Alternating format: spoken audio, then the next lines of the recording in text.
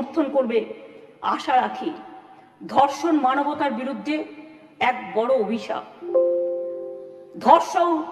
ধর্ষকের নির্মম শাস্তি প্রাপ্য। যে সমাজে মেয়েরা ভালো থাকে না, সে সমাজ কখনো ভালো থাকতে পারে না। আমি বিদ্রোহী কবি নজরুলের ভাষায় বলি, বিশ্বে যা কিছু মহান সৃষ্টি চিরকল্যাণকর, অর্ধেক তার করিয়াছে নারী, অর্ধেক তার নর। মনে রাখবেন, আমার নিজেরও মনে রাখবেন, আমি মনে করি পারিবারিক কাউকে আমি একজনকে হারিয়েছি। যখনই এ ধরনের ঘটনা ঘটে, আমার কলম দিয়ে লেখনী বেরোয়। দেখবেন একটি আমার কবিতার বই আছে, তার হেডিংটা আছে সে নেই। দিল্লিতে যখন অভয়াকাণ্ড হয়েছিল, তার নামে আমি ওই বইটি অর্পণ করেছিলাম। যতদিন এই তদন্তভার কলকাতা পুলিশের হাতে ছিল, মেয়েটি মারা গেছে 9 তারিখে, 9 আগস্ট। আমি সেদিন ঝাড়গ্রামে ছিলাম। তার ডেড বডি দাহ হয়েছিল রাত্রি 2:02 এরকম টেন্টেটিভলি নাগাদ, অর্থাৎ 3 তারিখ, এই 10 তারিখ। 12 তারিখে আমি নির্যাতিতার বাড়িতে গিয়েছিলাম। এবং যেদিন মারা যায় সেদিনও আমি ফোনে তার বাবা মার সাথে কথা বলেছিলাম। আমাকে সিপি স্পটে ছিল, ধরিয়ে দিয়েছিলেন।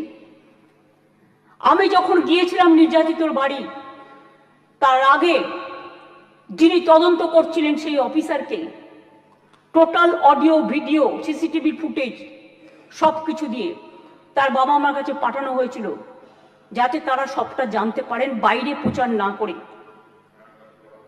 আমি যখন তার পরিবারের সাথে কথা বলি, তাদের আমি পরিষ্কার বলে এসেছিলাম, আজকে মঙ্গলবার, আজকে সোমবার, সম্ভবত আমি সোমবারই গিয়েছিলাম, সোমবার, যে আপনারা আমাকে রবিবার পর্যন্ত সময় দিন।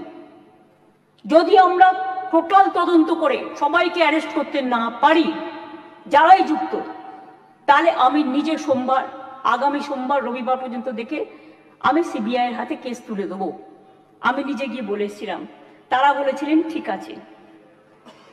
আপনারা মনে রাখবেন, দ্রুত দোষীদের খুঁজে বার করার জন্য পুলিশ 12 ঘন্টা টাইম নিয়েছিল, যে মেন অ্যাকিউজটাকে অ্যারেস্ট করবার জন্য।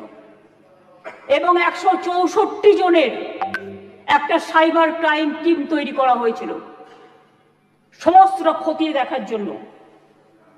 আমরা পুলিশকে বলেছিলাম ফাস্ট ট্র্যাক আদালতে গিয়ে ফাঁসির আবেদন জানাতে, এবং সময়ও বেঁধে দিয়েছিলাম।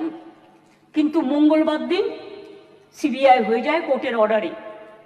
ঠিক আছে, আমার কোনো তাতে প্রবলেম নেই, আমাদের কারণই থাকার কথা নয়। আমরাও এখন we want justice from CBI. বিচার চাই, বিচার চাই, তো বিচারের শাস্তি দিক সিবিআই, ফাঁসি দিক সিবিআই, এটা আমরা চাই। আমি প্রথম থেকেই বলি, আমরা কিন্তু ফাঁসি চেয়েছি প্রথম থেকে। কেন চেয়েছি? আজকে যারা, আমি আইনের কথায় পরে আসছি, বিরোধী দলনেতা কতকগুলো কথা বললেন, রুলসে পরিণত করার দায়িত্ব কার্যকর হবে কি? গভর্নরকে, মাননীয় গভর্নরকে বলুন এটাকে সই করে দিতে বিলটা, তারপরে যদি কার্যকর না হয় তার দায়িত্ব আমাদের, তার দায়িত্ব আমাদের।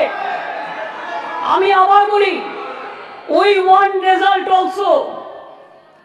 আপনারা যেটা বলেছেন গভর্নমেন্ট ফাস্ট ট্র্যাক কোর্ট করেনি, আপনার বক্তব্যে বিরোধী দলনেতা বলেছেন। আমি মনে করি আপনার কথার উত্তরে আমার এটুকু বলার অধিকার আছে। এক সেকেন্ড, কারণ আমি সবই নিয়ে এসেছি সাথে, শুধু একটু অথেন্টিকেশনের জন্য কাগজগুলো আপনাদের অথেন্টিকভাবে আমি বলবো। গভর্নমেন্টের, মনে রাখবেন, report on fast track court, দেশের মধ্যে ছোট রাজ্য মিলিয়ে আমাদের সংখ্যা 3য়। এটা পার্লামেন্টের কোয়েশ্চেনে, লোকসভার কোয়েশ্চেনে দেখে নেবেন। আমি আপনাদের বলি, 1913 সালে আমাদের যে 88টা ফাস্ট ট্র্যাক কোর্ট ছিল, তার টাকা কেন্দ্রীয় সরকার বহন করতেন। সেই টাকা দেয়া বন্ধ করে দিয়েছেন 2013 সাল থেকে।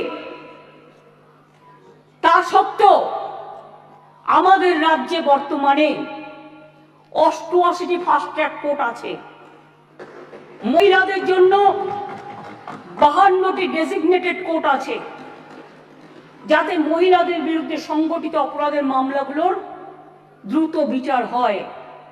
এই কোর্টগুলো এখনো পর্যন্ত মোট 3,92,620টি কেস দায়ের করা হয়েছে। তার মধ্যে 3,00,000